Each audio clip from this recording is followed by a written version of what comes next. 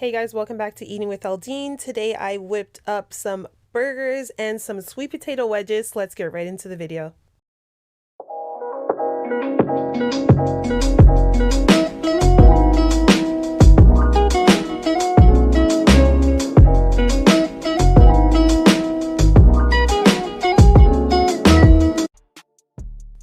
Okay, so I'm starting with a bunch of sweet potatoes here. I don't remember how many this was. I think it was about 5 or so.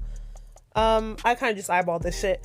I washed everything. I scrubbed the skin with a brush and then I cut it into relatively equally sized pieces.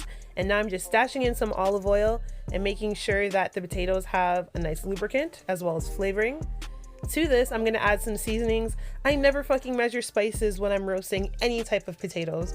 So the seasoning blend that I used was just left over from my burgers. So that is onion powder, garlic powder, all-purpose seasoning, which just has herbs in it, salt and black pepper. So I'm tossing up the sweet potatoes now to make sure everything is incorporated. And then I'm going to grab a baking sheet and I'm gonna throw that shit on there. To my baking sheet, I'm going to sprinkle some water onto it before I lay my parchment paper down. This just helps if you have a convection oven. It helps the paper not move from the fan while it's cooking. If you don't have a convection oven, I still recommend doing this just so that the paper doesn't burn. In culinary school, like when we do it, we were taught to put fat underneath. For the same reason of the convection oven, the fan may blow the paper up and you don't want your food to be like moved everywhere. So we'd put like a dab of butter in the corner, but for at-home people, I definitely recommend putting water on your baking sheet before you put the parchment paper down. Parchment paper, not wax. So now with the sweet potatoes, I'm going to actually take the fucking time and arrange these with the skin side down so that everything cooks evenly and the flesh is facing upwards like so. And I threw that in the oven. I will put the cooking time in the description box. So now I have about a pound, like 1.1 pound of ground beef here. Shout out to Jianhing. And this is just regular ground beef. I didn't go for lean because I wanted a higher fat content because fat makes burgers nice and juicy. To this, I'm going to add the juice of half an onion. So I grated an onion. I squeezed out the liquid using a paper towel. And then what you saw here was a little bit of the onion pulp and the juice. The juice helps keep the meat tender and juicy, as well as it doesn't give pieces of onion, because I like onion, but a lot of people aren't trying to bite into fucking pieces of onion in the burger. So I didn't want to sacrifice the flavor. So that's something you can do. If you're bougie and you happen to have cheesecloth, definitely strain it using cheesecloth. I'm now adding 3 tablespoons of my secret blend. It's not secret, I already told you guys what's in it before. It is onion powder, garlic powder, and parsley flakes, and black pepper. I won't tell you guys the ratio, but at least I told you guys what the fuck is in it. I also added some natural seasoning just there that you saw, so that had like a bunch of herbs. And then the final thing was salt with thyme. I'm now adding in a minced red pepper. So this is half a red pepper that I minced up. If you like adding veggies or fillers or anything into your burgers, definitely you can. Red pepper tends to be the only filler I use in addition to like the dried spices. I don't typically use egg or anything like that. Plus I find when you're using a binder, it's typically for meatballs and meatloaf, not for a burger. So if you're making burgers at home and you're wondering maybe why the texture is how it is, if you use something to bind it like egg or breadcrumbs, it will affect the density and the texture and the moisture level of your burger. So keep that in mind.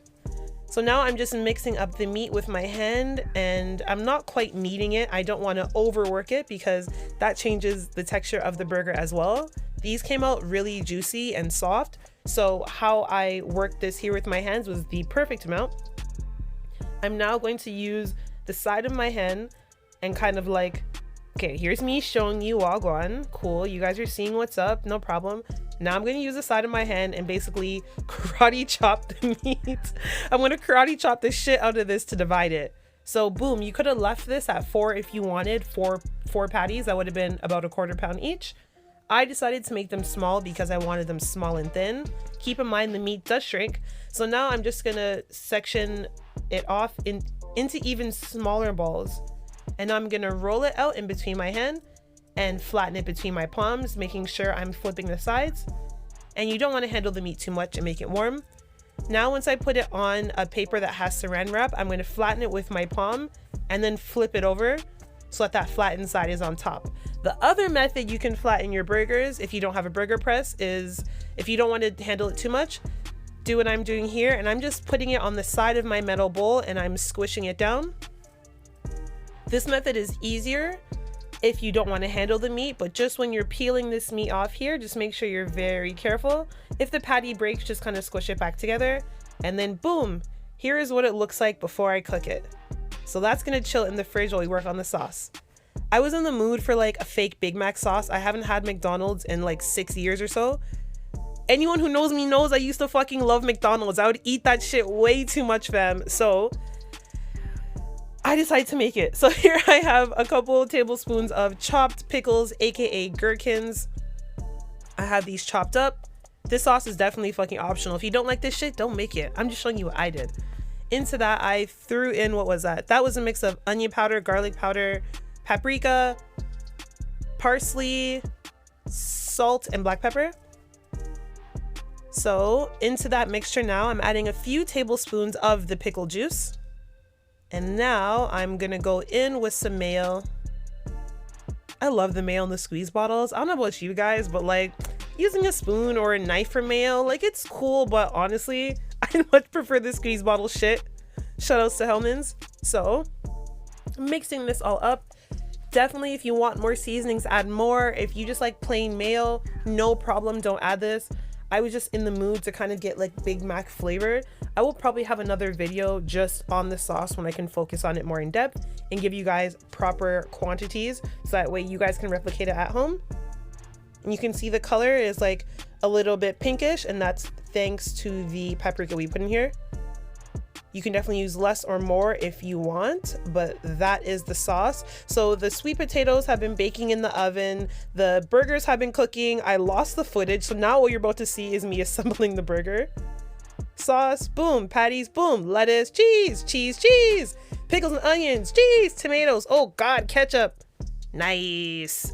So here you guys have it. I know it was a really quick video. I'm sorry that I lost the footage of me cooking it, but I think cooking burgers are pretty straightforward. You can bake them, you can pan fry them, you can grill them. That is one thing I probably won't redo how to cook a burger, to be honest. I think that's probably one of the most straightforward methods of cooking a meat, especially because ground beef is one that you can get away with without having it fully cooked. So if you like your beef medium rare, your burgers that is, I would say instead of using ground beef, if you're not going to cook your burger too well done, get it ground from a butcher. Use chuck. Do not just use conventionally bought ground beef, because ground beef is just all parts of the beef ground up, so keep that in mind. This was really delicious and easy. Again, if you want your burger patties thicker, go all for it. This is something really quick I whipped up during quarantine. Stay out of A&W, guys. Cook your shit at home. Thank you for tuning into this video. Make sure you like, comment, share, and subscribe. Peace.